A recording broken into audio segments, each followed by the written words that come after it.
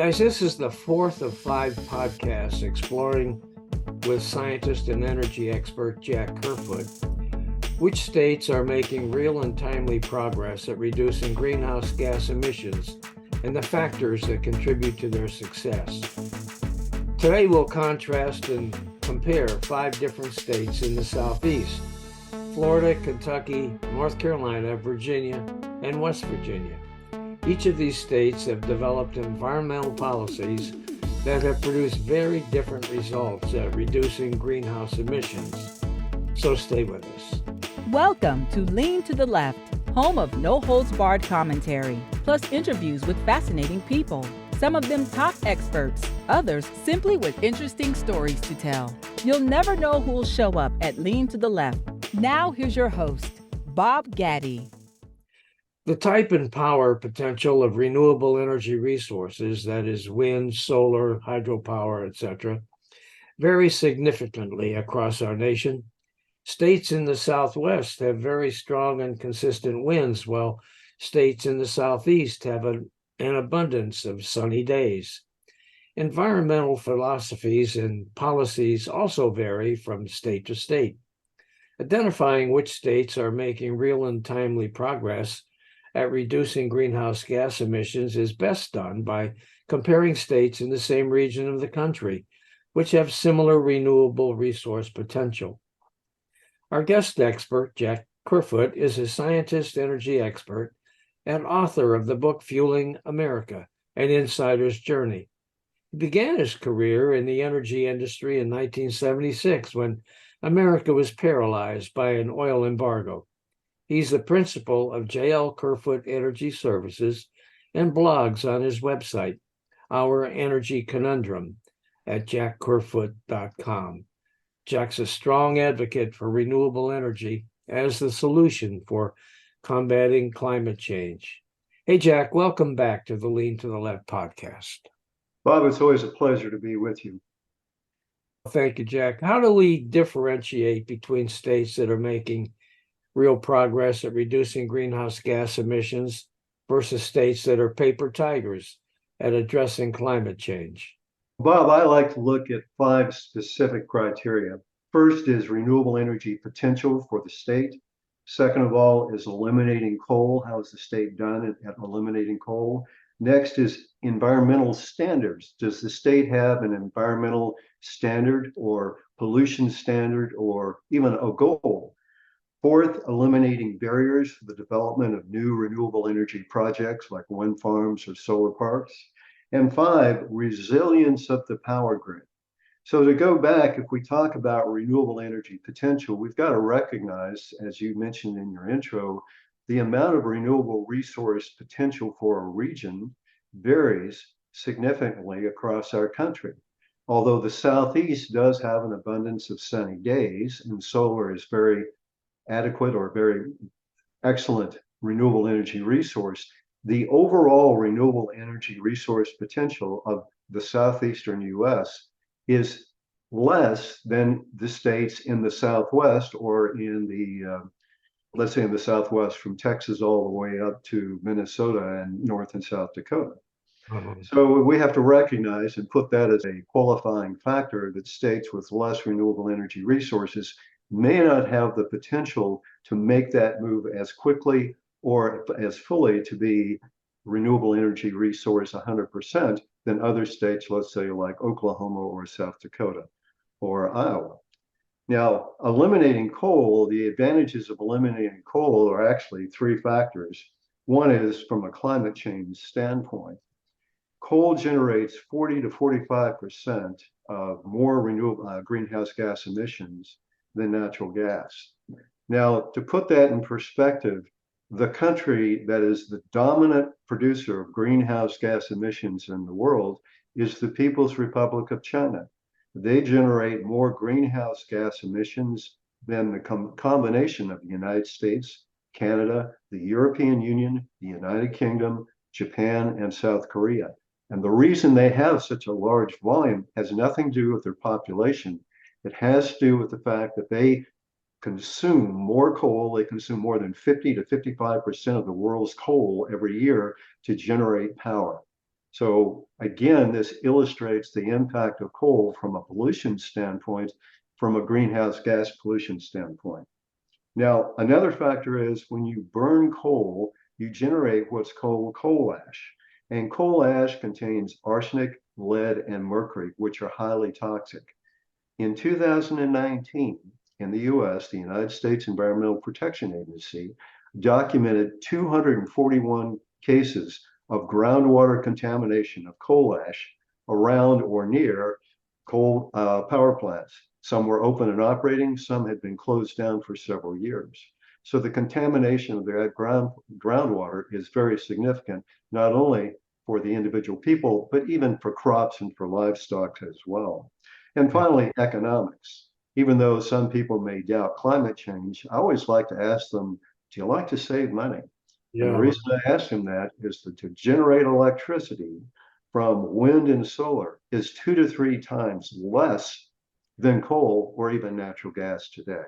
that's So economically and environmentally, we want to move away from coal as quickly as possible.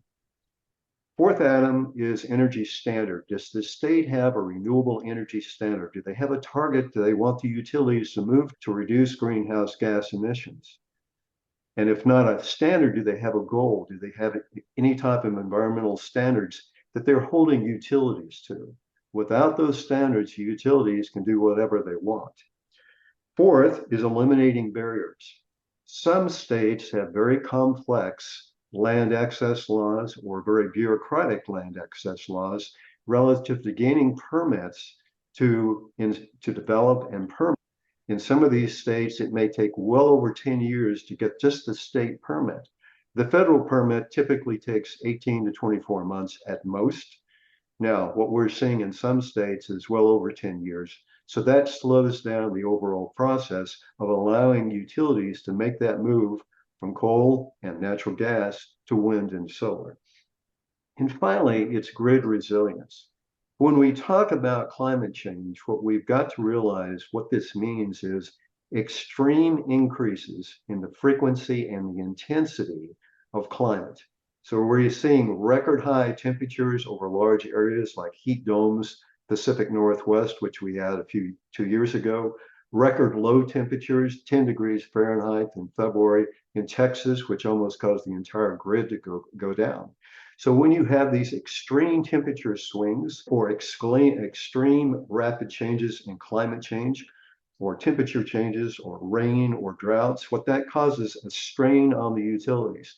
People want to keep cool or they want to keep warm. So what happens is they all go to their thermostat and crank it up or crank it down to cool up or warm up. And as a result, it puts an incredible strain on the grid that was not designed for these type of extreme variations in temperature that we see. Updating the grid also enables the power grid to be more easily to allow tying in of new wind farms and solar parks.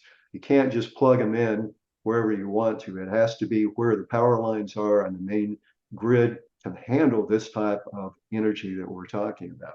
So those are the main 5 factors that I look at when we talk about these states. So are you ready to jump in? Yeah, that's a great overview, Jack. Let's move to the assessments of Florida, Kentucky, North Carolina, Virginia, and West Virginia.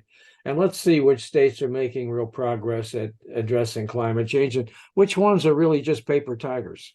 Will do. The first one we're going to look at is Florida, the Sunshine State. Okay. It is Florida. The first thing to recognize about Florida is people think about solar energy.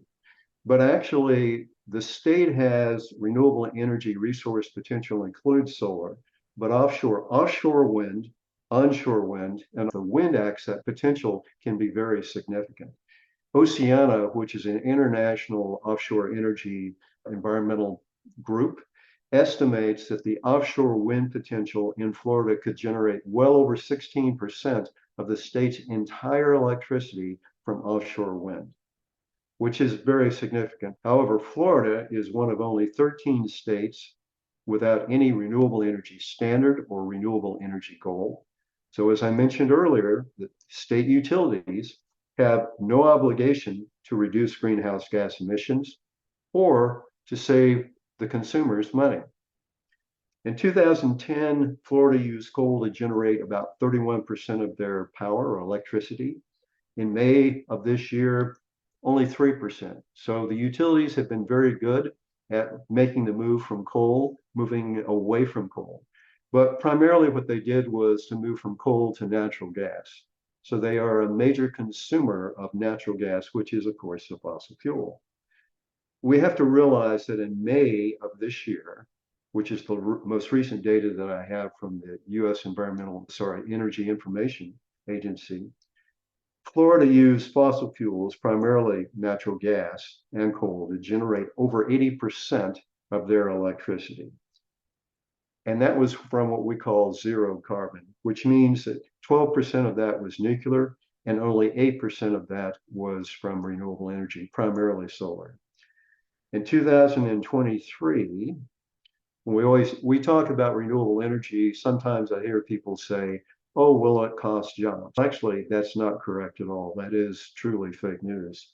In 2023, over 19,000, almost 20,000 people were employed in renewable energy power plants in the state of Florida, solar and wind primarily. Compare that to over 14,000, not quite 15,000, in natural gas power plants. So again, these are the amount of people that maintain and operate the utility scale wind farms and solar parks. Compare that to those that maintain and operate the natural gas plants in the state of Florida. The coal plants, there were only 3,500 people, even though it was a very small percentage. And there was about 1,300, 1,400 people employed in nuclear. So which is the dominant employer is renewable energy. And as states increase their amount of renewable energy, what that means is more jobs and job security. Now, if we look in summary of Florida, quite candidly, we see they've got no energy standard whatsoever.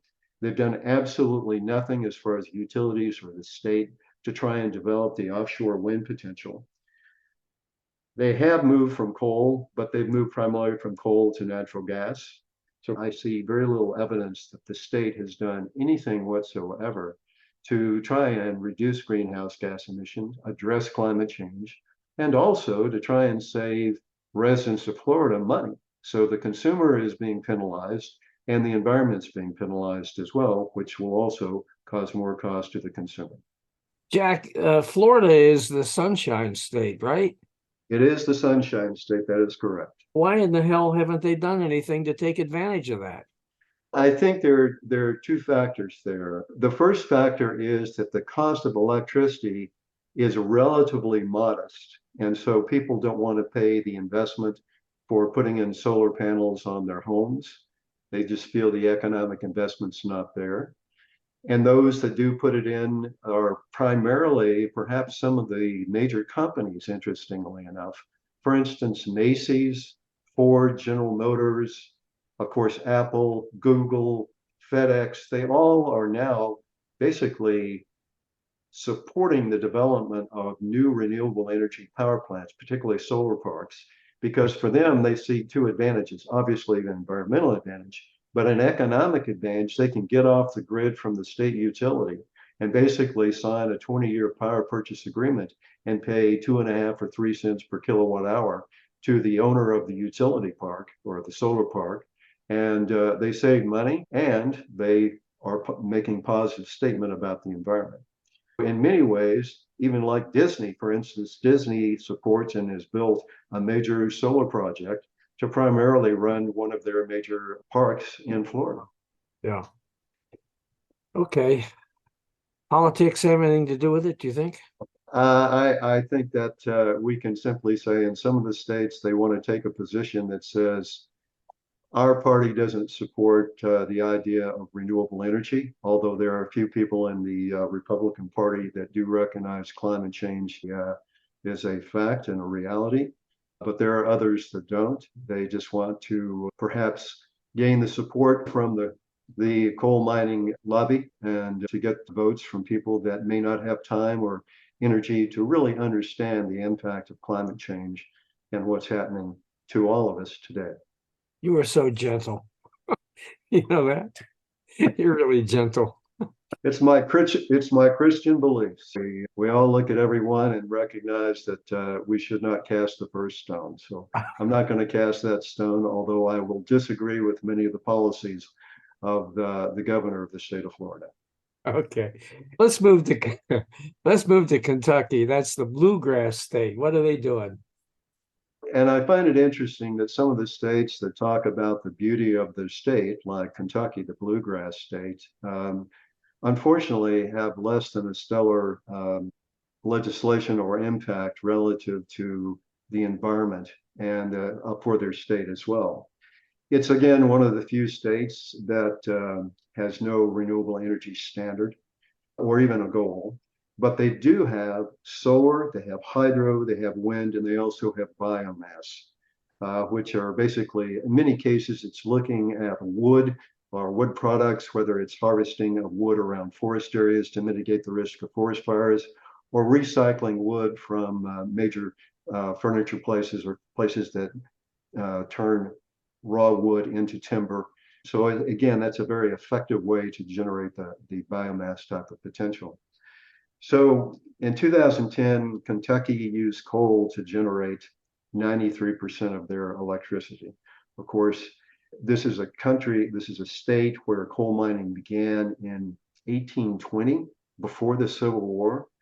But in 2021, Kentucky had 101 operating coal mines, and they employed just under 3,100 people. Although it's a state of several million people, it's only a small percentage of actually the people that are working in the coal mines, a small percentage of the employees in the coal mines themselves. In May of this year, utilities in Kentucky used coal 64% and natural gas 27% to generate Kentucky's electricity, 91%. And only 9% of their electricity was from renewables. Now, in 2023, and this is where we get into the discussions, particularly from states with coal mining, that was going to cost jobs. But the reality is the single skill set that is the most demand right now today is wind turbine technician. And quite candidly, the biggest barrier to development of more and more wind farms and solar parks are qualified technicians to run these projects. A wide range of skills, not only electrical background, electricians from that standpoint for the wind turbines, but also running drones and running economic analysis to maximize the power output from these renewable energy projects. But in 2023, there were 2,300 people who were employed in renewable energy power plants in Kentucky, even though it only generates 9% of the state's electricity. Coal, which produces 60% of Kentucky's electricity, employed 4,486 people, and that includes the 3,000 plus people in the coal mines. So actually, if you look at the power plants, there's more jobs in renewables than there is in the coal-fired power plants. We can lump this together to make, in a little while, to take a look at the overall economics. Now, even though I've talked about a compelling argument and we don't see much progress in Kentucky, what the utilities have started to recognize is the economic advantages and also the environmental advantages. So Kentucky utilities have announced plans to close a 300 megawatt coal plant in 2023, a 297 megawatt coal plant in 2027, and a 900 megawatt coal-fired power plant in 2028. So they're phasing out these coal plants. Typically, power plants have a life expectancy of 30 to 40 years. These coal plants typically 30 to 40 years time frame. At the end of that time, they have to make a major capital investment to refurbish these to meet environmental standards and also to improve efficiency standards. Now, quite candidly, the utilities are saying this is not money well spent. If we go to the state utility board, they're going to challenge us relative to should we really spend tens and hundreds of millions of dollars to upgrade old technology for a coal plant when we can move to renewable energy that will cost less and have a better impact on our environment. Additionally, Kentucky utilities have announced they plan to add over 1,000 megawatts of solar. This is utility scale solar by 2029. So they're making the transition from coal to renewables, which is a very positive state. They haven't done it yet. And as they say, just like the people from Missouri, show me, well, let's see them make that, and we can give them perhaps a better assessment in a few years. But I think what I'd like to point out is that if Kentucky were to increase their amount of renewable energy from 9% to 27%, actually the number of people that would be employed in renewable energy in Kentucky would be over 6,800 people, which would be more than all the people employed today in the coal mines and the coal-fired power plants. The other fact to realize is that no coal mine lasts forever. And when the coal mine loses economic viability, they close it down and the coal miners lose their job. But as long as the wind blows and the sun shines, those jobs in renewable energy power plants are going to be there forever. So job security is one reason the wind farms and solar parks can recruit people from the coal-fired power plants and coal industry to come to work for them. Job security, and they're very well paid as well. So if we look at all of what's happened in Kentucky, what we can say is coal might have been king at one time, but it is losing its luster. But today, we look at where Kentucky is today, I'd say it's a paper tiger. Okay, let's take a look at North Carolina, Jack, and see what's going on there. Stay near to you, Bob. The first thing we have to look at about North Carolina is that they have solar. In fact, they're one of the more aggressive states in developing solar, offshore wind, hydropower, and onshore wind. Now, according to Oceana, that same environmental agency, North Carolina has sufficient offshore wind to generate over 100% of the state's electricity, actually 110%. So they have very strong, consistent winds.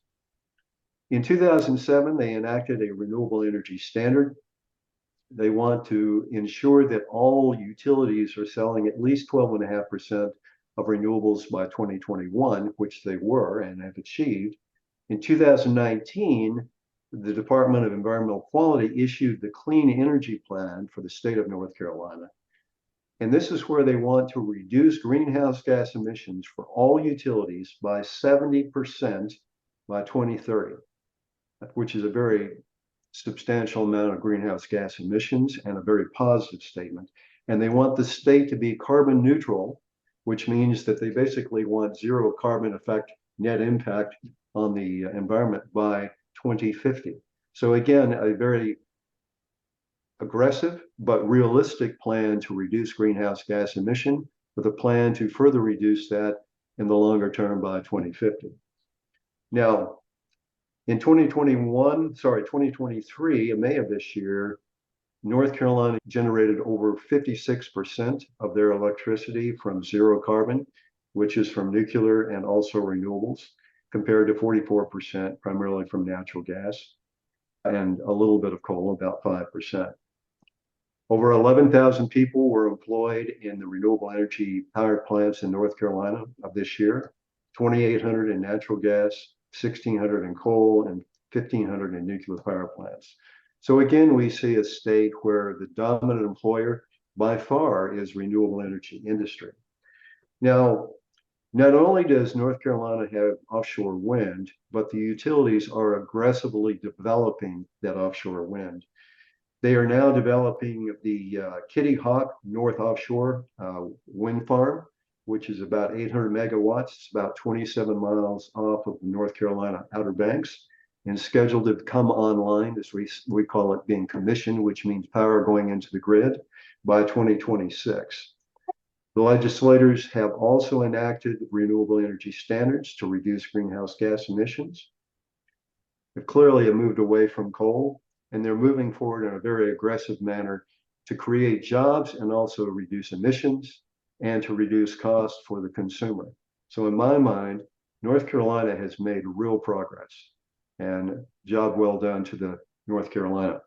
It really sounds like they are with the goals that they've set and the actions that they've actually taken. Now, what's going on in Virginia?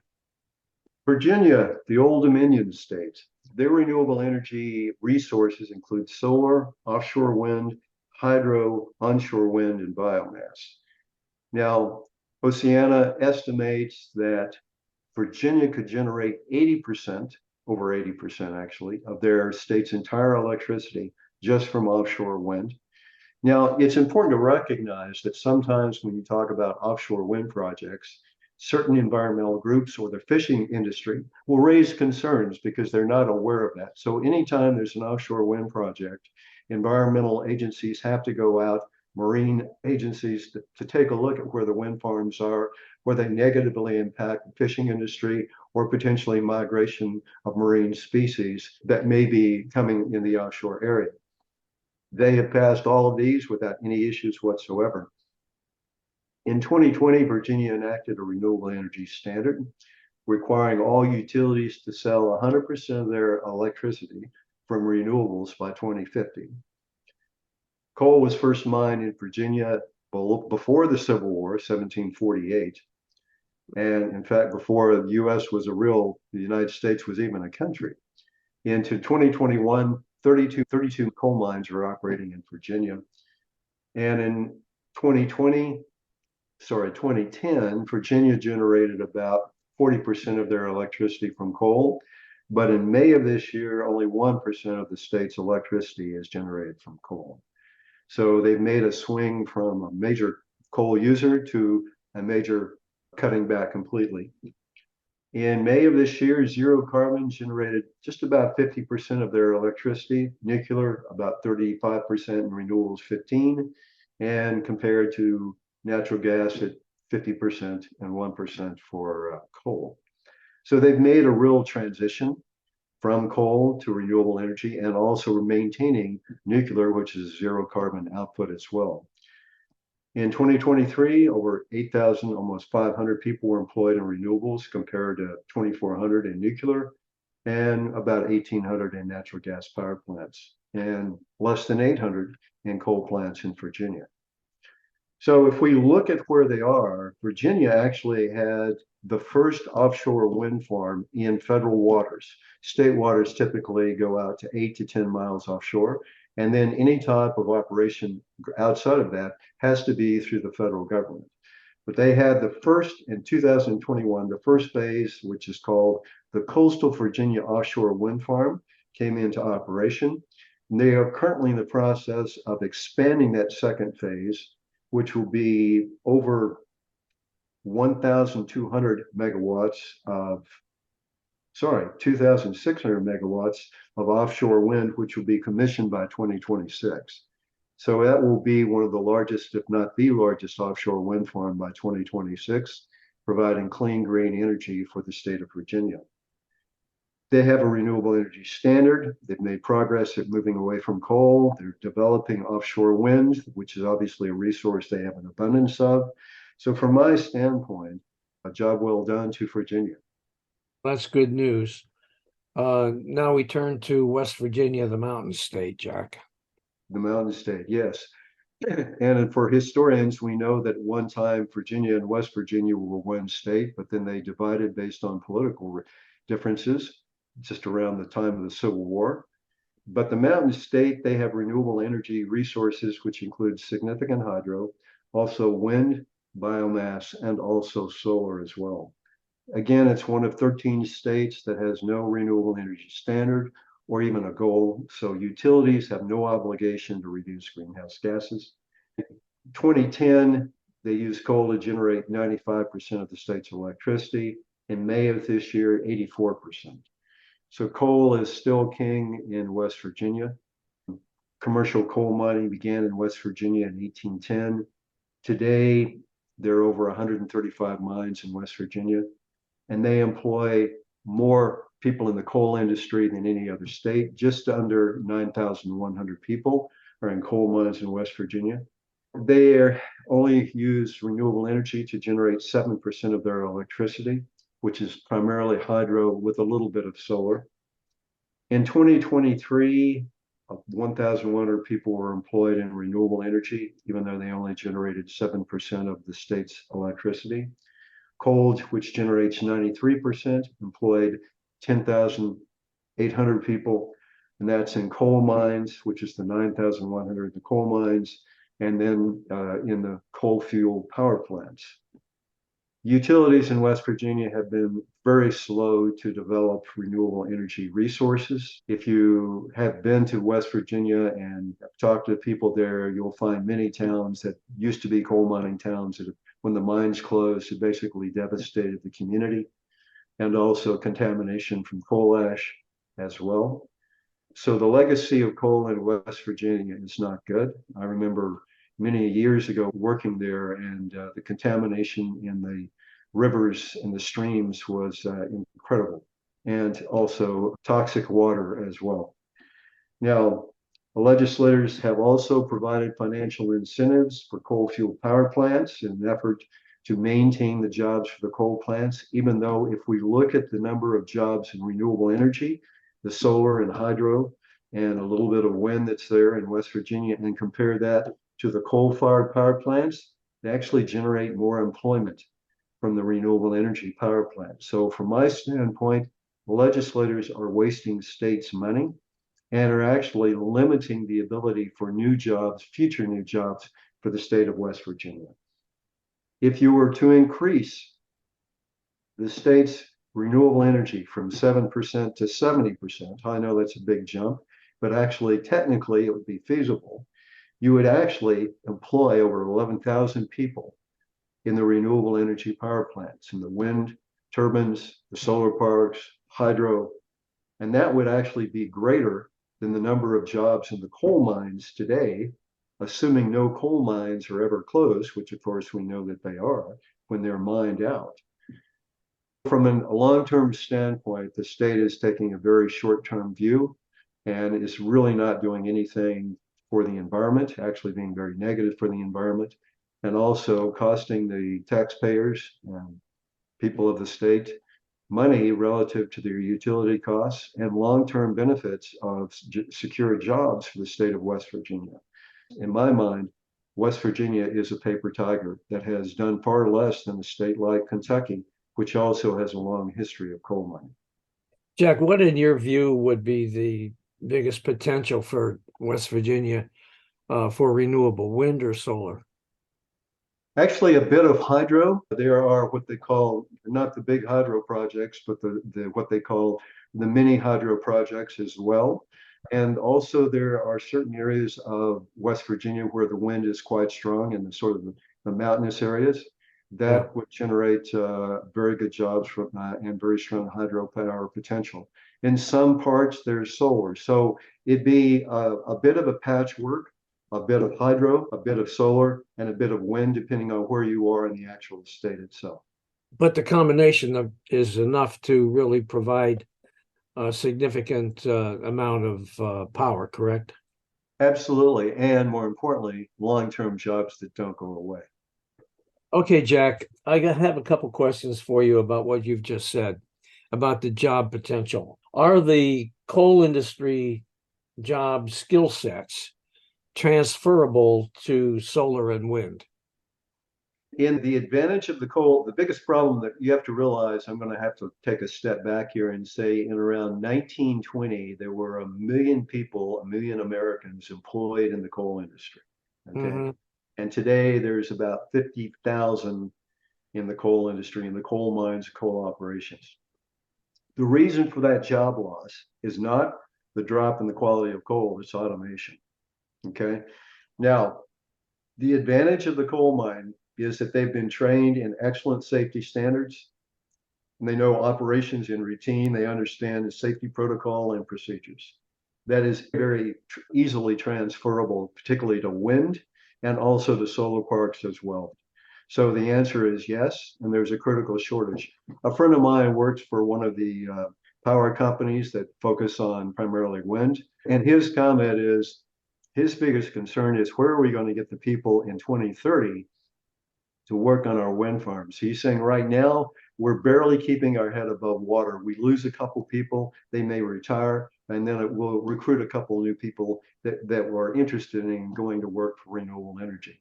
So from that standpoint, the shortage is absolutely critical. The last time I looked at the EPA, the #1 job shortage in the entire United States, the job that has the highest demand and the fewest number of people is actually a wind turbine technician. That's incredible. I bet that those jobs pay pretty well too, huh? They pay very well. Yes, they do indeed. Now, do you know whether any of these states are doing anything to train people from the coal industry to work in solar or wind or hydro? Typically, what it used to be actually some states like New Jersey, some states which have the offshore wind have actually started state programs. Otherwise, you actually see the wind turbine companies like Vestas, like General Electric, develop their own programs. But now there's a new standard of energy program or a wind energy technician program in Wyoming to a wind turbine in Oregon to a wind turbine in Texas, wherever they wanted to go with the same standard of training and certification. I'm hopefully will be working with our state legislators to talk about looking at what we can do in the state of Oregon to develop jobs in the wind and solar industry.